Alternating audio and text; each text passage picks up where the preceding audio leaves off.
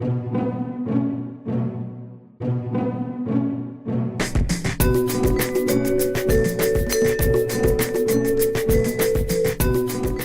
Protestant theologian Paul Tillich once said that faith is the most misunderstood word in the religious vocabulary. And I'm increasingly convinced that he was right about that. And my justification for that is my experience with these YouTube videos. Because, as you know, people can comment on these videos. And I must say, every day, I hear somebody say to me that faith is credulity, naivete, accepting something on the basis of no evidence, it's pre-scientific nonsense, it's the way children would think, etc. Faith is being continually badmouthed. And on the basis of that characterization, people will draw these sharp distinctions between faith, so construed, and modern science. Modern science is rational, it's empirically based, it's self-critical, it's self-correcting, etc. And people draw the conclusion, isn't it great that the Western mind finally wriggled free of the terrible constraints of faith and moved into the clear, well-lighted space of reason? And they go on, isn't it tragic that the modern mind is still haunted by this specter from another age, faith, which is hindering and holding back the modern mind? Okay, as I say, almost every day I hear that kind of characterization about what faith means. I just heard a couple days ago that Pope Benedict XVI has announced that next year, beginning next fall, we will have a year of faith in the Catholic Church. So I thought, okay, here's my opportunity to make some clarifications about what serious people mean by faith and what they don't mean by faith. Here's an analogy which I think is illuminating.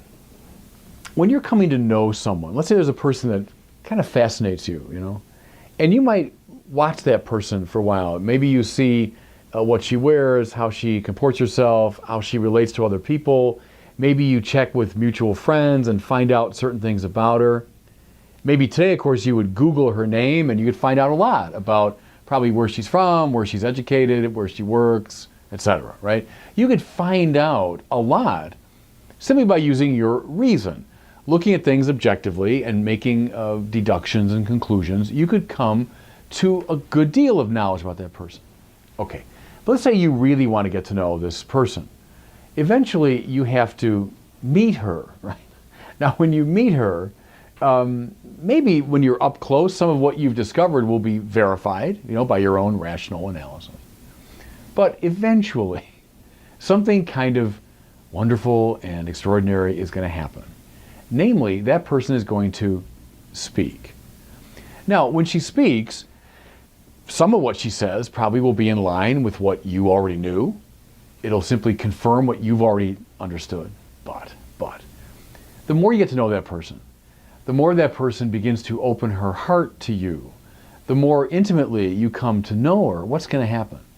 She will reveal things about herself that you would never know in any other way. Not just where she's from and where she went to school. That's data that you can learn through a Google search. Not just anything you would pick up from watching her behave. She will disclose to you truths about herself that exist within her own interiority, in her own heart, and can only come forth through her free decision to speak. Now, at that point, and I hope you're catching that this is true of your relation to any person, right? At that point, you've got to make a decision. The decision is, well, do I believe her or not? I don't know. I can't verify these things objectively. I can't do a Google search and find out if they're true. I have to decide, yeah, I believe this person. I have come to trust her in such a way that I now accept her speech as true. Now, I think this is a very apt and illuminating analogy for what serious Catholics, I'll speak for my tradition, mean by faith. We want to come to know God. Can we determine a lot about God on the basis of reason? Yeah, sure we can. look at the beauty and order and contingency of the world, look at some of my videos on those things, I can conclude that God exists, that God is perfect, that God is good, that God has intelligence and will and freedom, that God is the governor and providential, has providential care over the universe. I can determine all those things on the basis of reason alone. If you doubt me, take a look at the first part of the great Summa Theologiae of Thomas Aquinas. Thomas Aquinas is a bit like the Sherlock Holmes of theology. What I mean is, think of how we would ordinarily look at someone and we come to certain conclusions. Sherlock Holmes saw with such insight that he could come to all kinds of correct conclusions simply on the basis of examination. Before the person ever spoke, Sherlock Holmes could determine a lot about them, right? So Thomas Aquinas is the Sherlock Holmes of theology. He can determine all kinds of things about God on the basis of reason alone. Is this good? Yes. The Catholic tradition says authentic faith never involves a sacrificium intellectus, Latin for a sacrifice of the intellect. In fact, one of the signs that you're not dealing with authentic faith is that you've had to sacrifice your mind. See, now I would characterize that as a fundamentalism or a fideism, to use the technical term. In the Catholic tradition, we say, if you are sacrificing your intellect in any way, you're not dealing with authentic faith. Just as you don't sacrifice what you learn through your Google search, what you determine through your own investigation. You don't leave that behind. But,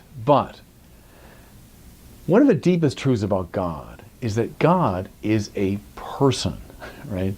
God is paradigmatically a person. He's the ground of all personhood. He's the supreme person. Therefore, if you really want to know God, what do you have to do? You have to wait for this free person to speak, right? I can get to know someone, to some degree, but I will never really know that person until she speaks. At which point, I've got to make that decision. Do I believe her or not? Do I trust her or not? So with God. The claim of the Bible is that God has not remained utterly hidden, has not remained utterly in the shadows, but that God, by his own freedom and choice, has determined to speak. He thereby reveals things to us that we can never know simply on objective analytical grounds. I'm not denigrating in any way what we can know on those grounds, but we can't know the heart of God until God decides to speak. At which point I have to say, okay, do I trust him or not? What's faith? Faith for us is that moment of trust. When I say, yes, I accept the truth of the God who speaks. And see, my point is, there's no other way, finally, to know and relate to a person other than faith. And that's true in our human relationships as well. If you were to say, in regard to another person, I will only go on what I can absolutely know through analytical reason. How much of that person will you ever know? Very little. How much of that person will you ever be able to love? Very little, see? Because you're in utter control of the process of knowing that person. In fact, you have effectively objectified the person. You've made that person an object of your investigation. Now, a fortiori in regard to God, right? God who is the supreme person. Over and over again on these YouTube pieces, people will say something like, unless I can absolutely prove it, unless you can show me with pure analytical reason. And I want to say, come on, I'll show you a lot through analytical reason. I'll give you arguments for God's existence and so on. Fine. But you see how you've locked yourself in to this little narrow space. I will only accept what I can absolutely control. Well, heck, you'll never know a person on those terms. If God is a person, he invites faith. Doesn't mean naivete, credulity, accepting superstitious nonsense. You know, I'm driving it. Just as another person finally invites you to have faith. How come you married that man or that woman, right? Oh, it's because I had absolutely analytical control over every... Come on. At some point, there was a mutual act of trust. Call it faith, or an exchange of hearts, right? So with God. Faith is the act of saying, Lord, I accept, I trust what you've revealed to me in your own freedom, you know? And that's why faith is not opposed to reason, though it goes beyond it.